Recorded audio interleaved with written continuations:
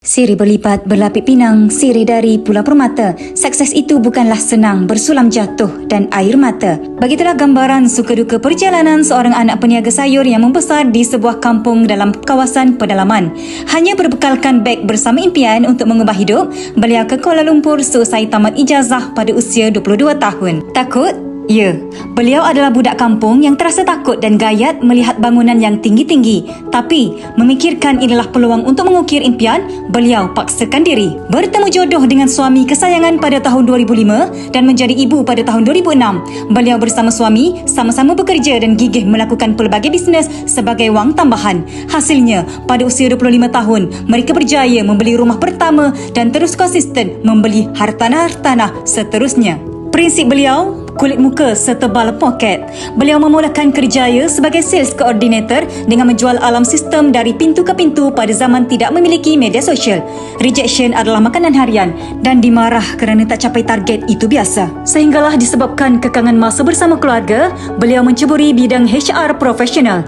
Asbab dedikasi kerja tanpa berkira, beliau direzekikan mengetuai Jabatan Sumber Manusia pada awal usia 30-an. Hatta memiliki gaji yang selesa, beliau dan suami masih gigih mencuba pelbagai peluang bisnes. Pada usia 37 tahun, beliau sudah memiliki wang tunai RM1 juta dengan lebihan RM30,000. Mempercayai prinsip money is funny, beliau menukarkan lebihan RM30,000 itu ke dalam bentuk 150 gram emas dan bergelar priority dealer public gold. Sebagai individu yang berpengalaman makan gaji dan berbisnes hampir 20 tahun, beliau melihat bisnes public gold adalah terlalu mudah, tanpa modal, tanpa risiko, dengan reward yang luar biasa. Mengenal pasti peluang itulah, beliau dengan sokongan penuh suami terus unlock 2 tiket percutian mewah ke Dubai pada tahun pertama. Masuk tahun kedua, beliau bergelar champion personal sales dan membuat keputusan besar untuk bersara dari jawatan senior manager HR. Keputusan itu membuahkan hasil luar biasa.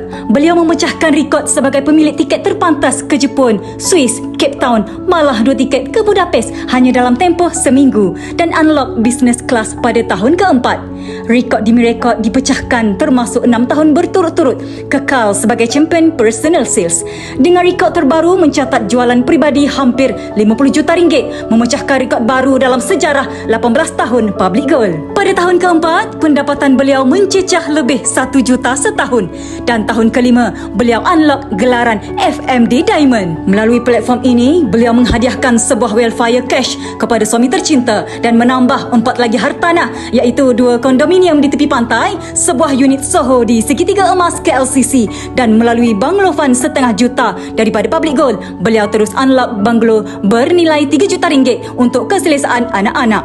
Malah pada tahun 2025, beliau sekeluarga menunaikan umrah melalui package premium business class dan berjaya menaja ibu kesayangan untuk turut serta. Bagi tahun 2025-2026, beliau melahirkan lebih 20 new founder master dealer setahun, menjadikan beliau bergelar champion growth champion buat kali kedua. Bersama tim, beliau bekerja melebihi 18 jam sehari demi kejayaan semua dealers yang mempercayai pimpinan beliau. Bagi beliau, melahirkan FMD demi FMD bermakna beliau telah membuka banyak mata insan lain untuk mengikut jalan yang sama. Kejayaan beliau bukan kerana usaha sendiri semata-mata. Setinggi-tinggi ucapan terima kasih kepada Datuk Seri Louis Ng dan Datin Seri Iwan Lim yang menyediakan platform terbaik buat rakyat Malaysia. Tanpa kedua-dua ikon ini, tidaklah beliau dapat mengukir sejarah demi sejarah. Tidak lupa kepada ibu yang tidak pernah berhenti mendoakan serta suami yang sentiasa memberikan restu sepanjang perjalanan. Beliau juga amat menghargai dealer pertama Tuan Syukur Hashim dan Puan Jonaina yang menjadi aspirasi serta upline leader Tuan Zulkifli Syafi'i yang menyokong penuh selama membangunkan tim. Terima kasih juga kepada seluruh staf Public Gold, terutamanya Mr. Roger, dan teristimewa buat keluarga besar tim.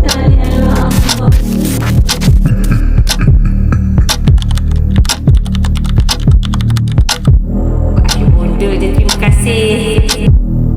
Sekali-sekala biarlah kami pula. Betul. Thank you, Bonda. Hai, Bonda.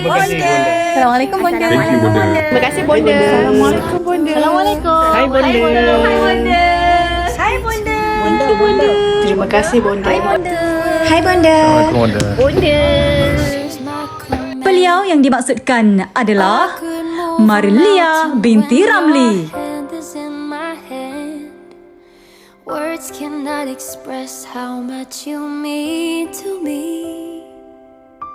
There must be